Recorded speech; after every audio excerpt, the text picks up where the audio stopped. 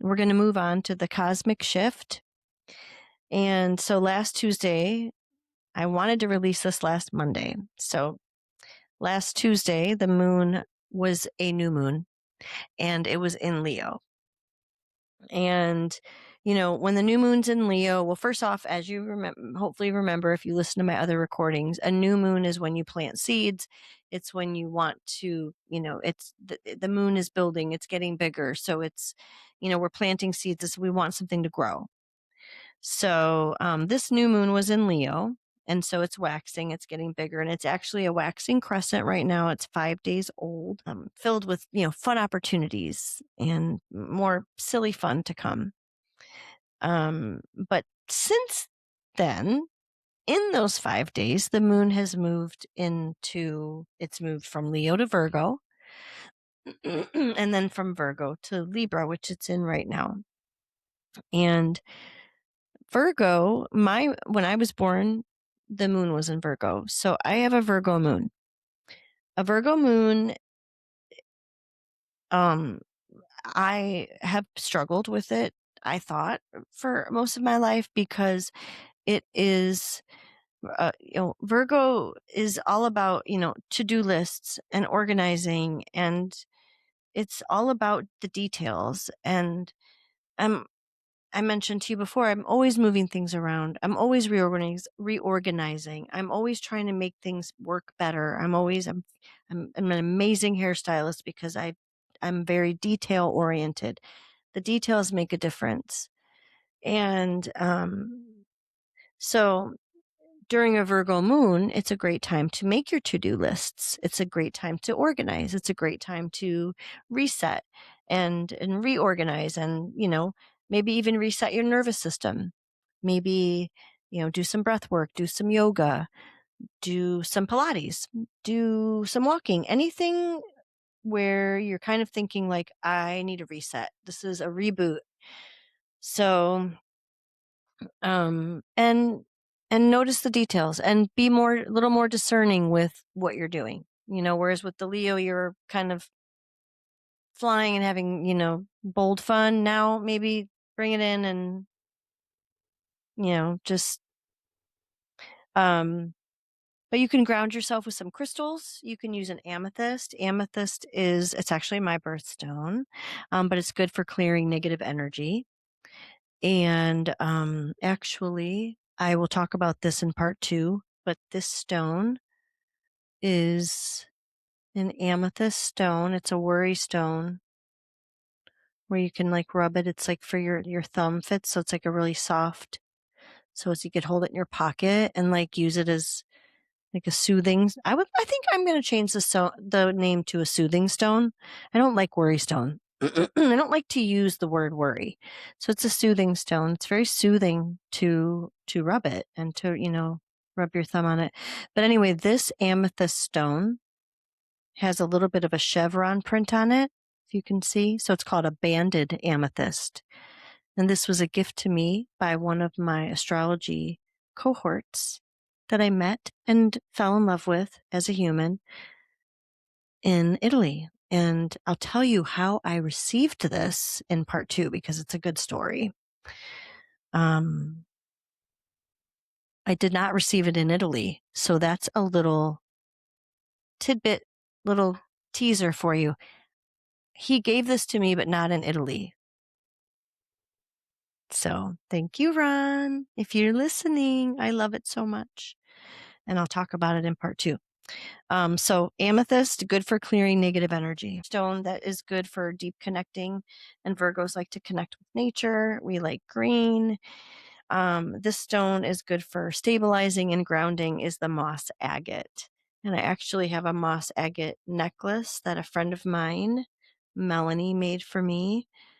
I'll give a shout out to Melanie. And I don't want to get up and walk away, so I'll post a picture of the necklace. I'm going to make a note of it. And it's so beautiful, Melanie. I love it so much. I also have dangling earrings and a bracelet to match that she made. So if you're looking for some beautiful jewelry that's made with natural stones, she's your girl. And I can put a link into her store, and I will. Let me put that here too. Okay.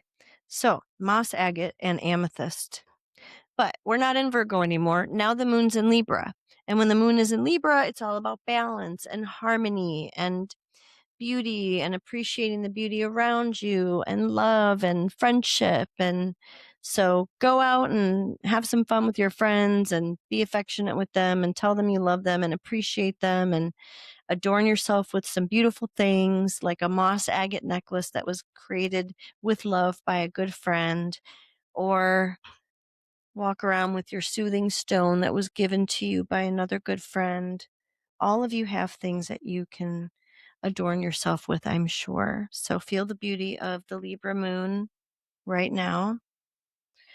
Okay, I am going to recommend mountain pose for the yoga pose today because the episode is Go Pray Upon a Mountain. And mountain pose is basically you're just going to stand with your feet planted like not right next to each other, but like hip width apart, maybe. And mountain pose is just your arms are like this. So you like just a very strong, it doesn't seem like you're doing anything, but it's a very strong and bold pose.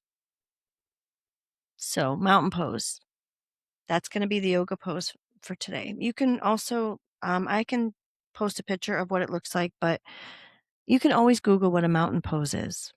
And it's really just a lovely pose to just feel your power. Plant your feet, maybe take your shoes off, go stand in the grass, go stand on the actual ground and get some of that earth energy and feel the power of the mountain pose. Even if you're not near a mountain, you can pray while you're in the mountain pose. So you're not praying upon a mountain, but you're praying while you're in the mountain pose. So that could be fun. Okay, and I'm going to do a quick oracle pull just to end the episode, and then I'm going to read my meditation that I have to read because it's so beautiful and it just goes so well with this.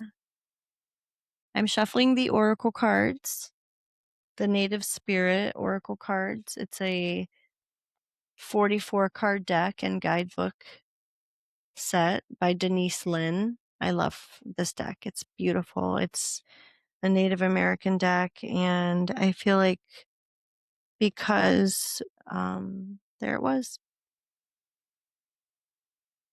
Okay, so the card I didn't pull, the card that came out is called the Great Mystery card. This is what it looks like. It's so pretty. Okay, the Great Mystery. Let's see what the Great Mystery message is.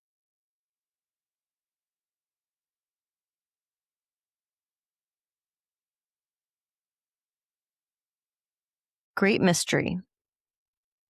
The card meaning is have faith and know that you're divinely guided, even when you have doubts. Trust that you are exactly where you need to be. Believe. You've planted your seeds. Now allow the Creator to do the rest. Even if you can't see into the future, have faith that the path will be illuminated and go forward. If you have any recurring challenges, turn them over to the Creator. Not my will, but thy will be done. The native spirit, your native spirit, wants you to know. Many native cultures refer to the Creator as the Great Mystery. It is the idea that Great Spirit is so vast and profound that in many ways it's unknowable. Faith is the foundation of the ability to manifest. Everything was created because someone believed it was possible. And patience is absolutely crucial in the application of this principle. Trust. Change can happen in a heartbeat, but some things require time. You've planted the seeds. Now give them time to grow. Please be patient and know that it will happen. Whatever receives your care and attention will flourish. The journey. If you've just planted some seeds in your garden today, you wouldn't go out tomorrow and yell at them because there wasn't any fruit yet. So don't dig up your seeds of faith. Remember this mantra, it's happening. Repeat this phrase periodically, especially if you have doubts, and keep going. It's happening. It's happening. It's happening. Have faith and know that you're divinely guided, even when you have doubts.